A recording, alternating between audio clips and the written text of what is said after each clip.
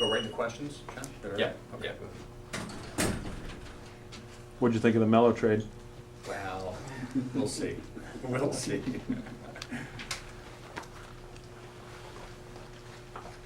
A lot of these guys are talking about, watching the guys before them and improving on things, and having a shortstop, Jeff, last year that was solid defensively, and having guys that watched him work. How important is that, the consistency in this program, that guys get to maybe not necessarily always sit behind a regular, but definitely see how it's done right and then go in there and try and make the best of their opportunity? Well, we've had great leadership in recent years, and I think having our young guys, fortunate enough to watch how the older guys work in practice, how much they put into not only in practice, training, but in the off season as well. I also feel like the new guys coming into the program immediately feel that sense of responsibility. They know the success we've had. They learn from our returning guys on how to prepare, but there is that sense with our new guys that coming into a program that's done the things we've done. They don't want to be that group of guys that kind of takes a step backwards. They want to keep the program moving forward. The program has just been so good over the past few years, almost for the better part of a decade now almost. How hard is it to keep that success up? I don't think it's difficult if you find the right mix of players in your program. As a coaching staff, we're all very competitive, and we look for those types of intangibles in our recruits, guys who, first of all, who want to be at Binghamton University, make sure we're not a safety valve for some school, for some kids, or maybe their second or third option. We want guys who want to be part of this program and have a sense of pride that we've tried to put out in the field now for, as you said, the better part of a decade. So I don't know if it's that difficult. I think it's something that we just kind of go into the season expecting to do, and I think anything short of that will be a disappointment for us. In that regard, kids definitely look and see, do they have guys drafted? And Henry was drafted last year. You have a major leaguer this year. Just tell me about that, how important, A, recruiting, that you have those things, and B, that's sort of a new stamp on this program, that you're producing, professional baseball players. Yeah, a lot of kids want to know, if they come to a program in the Northeast, no matter how good it is, are scouts at games, and will they have a chance to play professionally? And the answer is a resounding yes. I mean, 15 guys in the last 6 years have signed professional contracts or been drafted. We have scouts on a regular basis, attend games, come to our annual scout day. I get emails from every organization wanting to know what our weekend pitching matchups are. I think we've built up a sense of trust in the scouting community that if we recommend a guy, they understand that we're not just trying to sell our entire team to them as pro prospects. But if we feel strongly about a guy, they will send someone out and make sure they do their best to get a look at that young man. Do you know what to expect from most of your guys, or is these upcoming tournaments going to be real important to finding out who can do what? Well, I mean, we have a pretty good idea. We spend a lot of time with the guys in the fall, and these early season practices reveal a lot, but you're really not sure until you get into that situation of competitiveness. We will rely on some young guys this year, and I think once they get their feet wet at the Division I level, we'll have a greater sense of where we're going to be. But overall, I really like the makeup of this team. I like the depth, and I think the key to this year's team might be the balance that we have in our program. I think we're balanced in our pitching staff, 1 through 12. I think no matter what combination we have of an offensive lineup, we're balanced 1 through 9. And I also think we have as good a depth as we've had in this program in recent years. So, on paper, things look very, very good from what I've seen in the fall and so far this spring. Things are shaping up to be hopefully another successful season for us. People talk a lot about the strength of the middle, and you're going to have some new people in some of those positions there. Is that something you're concerned with? Is it something that you're just going to think is going to get stronger as the season goes along?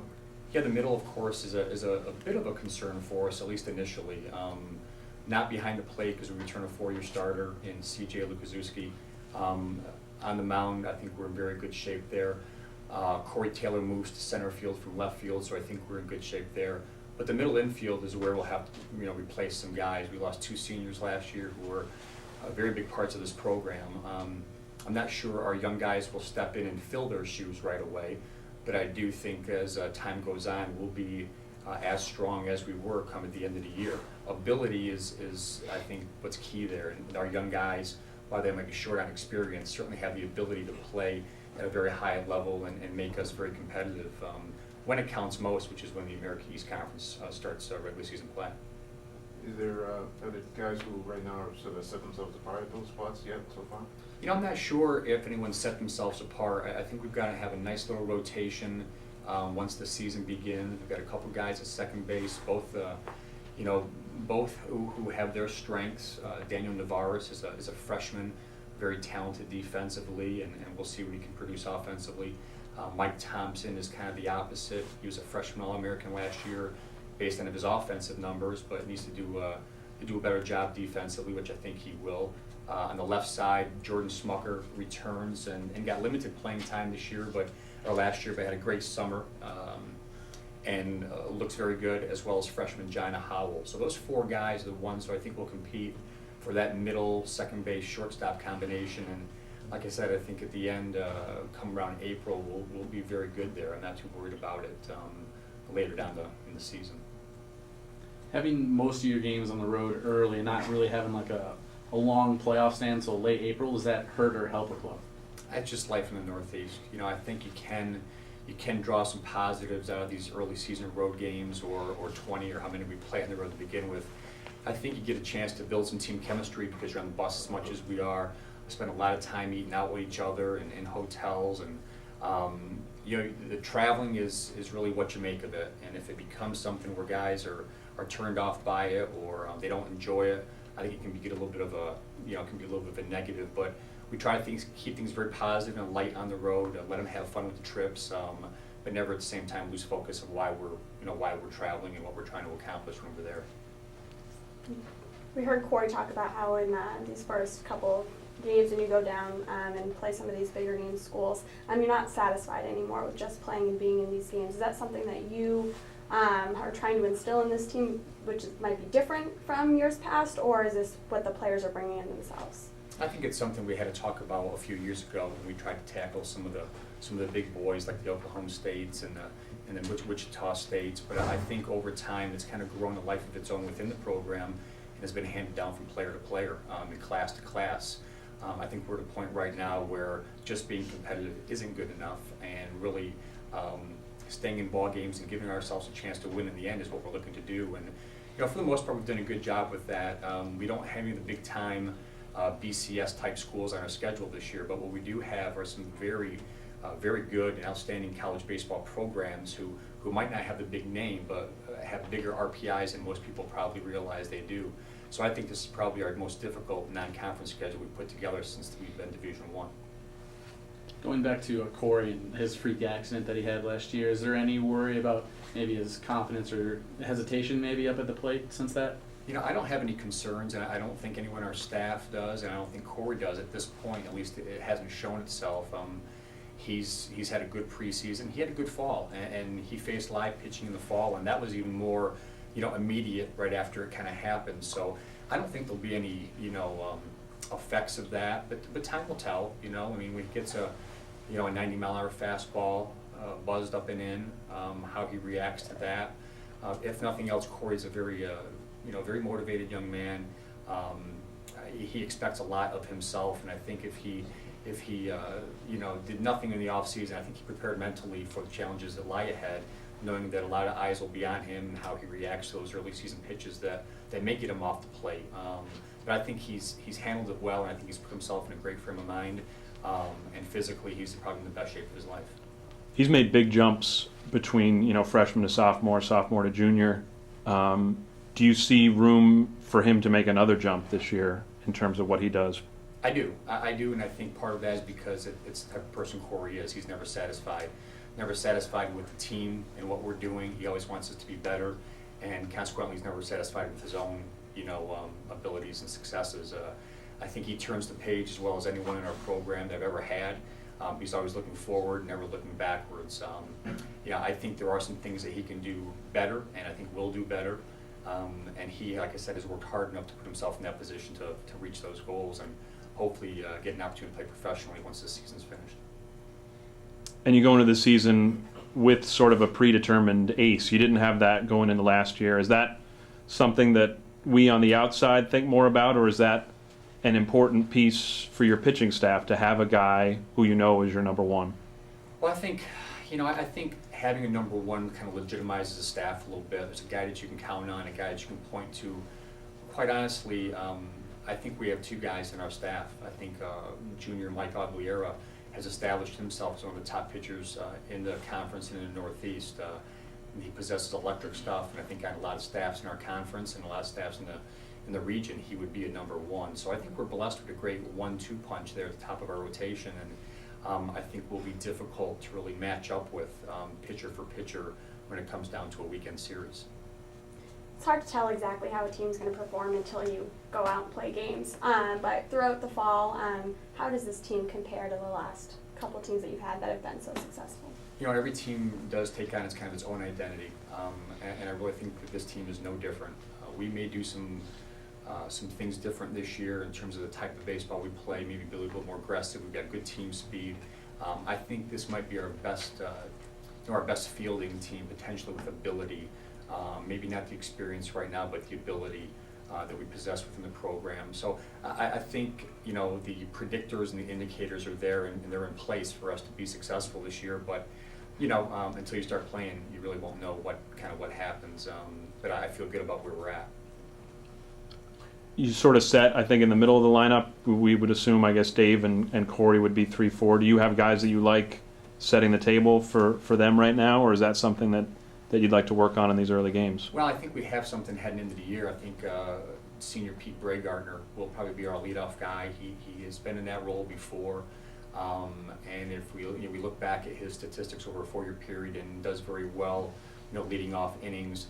And I think what we'll do in the 2 spot is we'll probably elevate our senior catcher, C.J. Lukaszewski, from the 9 spot, which is where he's been very comfortable for the last 3 years, and move him up to the 2 spot. He's a guy that can handle the bat, execute a hit and run very well, get a bunt down for us. So I think those 2 guys is where we're going to start at least the season in the 1-2 spot. Behind Dave and Corey, we'll probably fill in with Mike Thompson, who was a freshman All-American last year. And from there, there'll be some new faces, new but talented faces. And those guys, I think, again, with experience and with quality at-bats at our level, will become good hitters for us. Tim, can you just talk for a minute about Dave Chokey? I think he's put up some big numbers in 2 years, and probably on many other teams he would be the star. He's almost been a little bit in Corey's shadow, but what makes him so special? Well, Dave Chokey is a rare combination at the Division I level that I think a lot of teams don't have a player with his dynamics. He will hit for high average, which he has done for us. He will hit the ball out of the ballpark, and he also runs very well. He's probably in a 60, he probably has the fastest time of any of our guys in our program. And actually last year led the New England Collegiate Baseball League last summer in stolen bases. It is a rare combination. He truly is a dynamic offensive player and a true weapon for us. We always knew he could hit. Defensively, he's transitioned from the outfield to first base for us, and he's become one of the better first basemen in our conference. So he's a player that will probably garner some serious Player of the Year type consideration this year, but you know, unfortunately for him, the reigning conference Player of the Year happens to be hitting right behind him. So it's a tough hill for him to climb, but at the same time, David is very motivated as well to take his abilities and what he does best to the very highest level that he's able to. And from what Corey described and what you just described about Dave, it seems like putting pressure on the other team. If you get on base, it seems to be a pretty good chance that you guys will be moving at some point, either a steal or a hit and run, just trying to put pressure on the other team. We'll probably have more green lights than we will red lights this year. It's just a style of baseball that we want to play. But every year you have to kind of, understand what your strengths are. And you can't run foolishly into outs and send guys who really don't have the ability to steal bases. But I think this year our overall team speed is very good, and I'm not sure there's not a guy in our anticipated starting lineup that can't steal a bag for us. Some may be better than others, but I think we all of them have the ability to do that, which I think will put a lot of pressure on teams and force them to field it and throw it and not kick it around, or else we could be, putting them in a situation where you have a big inning going. How do you see the rest of your staff shaping up after the top 2 pitchers there? I think you guys brought in some new people as well this year. Well, we did, but our number 3 starter will be Jay Lynch, who's a sophomore who actually held down a starting job last year for us as well. So really we return our 1, 2, and 3 starters from last year's staff. From there, we're gonna start opening weekend in the number 4 spot with a freshman, Jack Rogala. He's from the Chicago, Illinois area. Jack possesses a fastball in the 86 to 89 mile an hour range. Outstanding changeup, not only a feel for the pitch, but great deception on the pitch. And he's got a slider as well that he can command for strikes. So he's a 3-pitch guy who I think is as good as any freshman we've had in our program in recent years. It's just getting his feet wet and getting some innings. We have other guys we feel like could step into that role if we need to, but I do think that when I say role, it's something we've really preached to our guys on our staff that, you know, you can only have 3 starters or 4 starters depending on the weekend series, and the other guys have to embrace their role, whether it's going to be a long guy, short guy, closer, whatever it may be. And I think as a staff we're at peace with that, and we feel really good about how those roles kind of take shape and how we look overall as a staff. Just looking ahead, this upcoming series, is there any specific game plan going in, or is it sort of just work out the kinks of the off season and see how things go? Yeah, I don't know if there's a game plan. You know, there's not many scouting reports out there right now on VMI coming up. You know, we've got some stuff from teams who played them last year, but you know, they've got new faces also. I think early on you just try to go out and you try to play your game, see where you're at as a ball club, learn a little bit more about yourself, and just through competing hard and you know, getting after it, you try to walk away with a few wins. They're a good program. They finished 3rd, or they're predicted to finish 3rd in the Big South this year, behind only Coastal Carolina, which finished 11th in the country last year, and Liberty University, which put up 42 wins last year. So the Big South's a good conference, and while VMI might not be a sexy name, they certainly are a very good college baseball program. Coach. All right, Good. Thank you all. Thanks, Coach.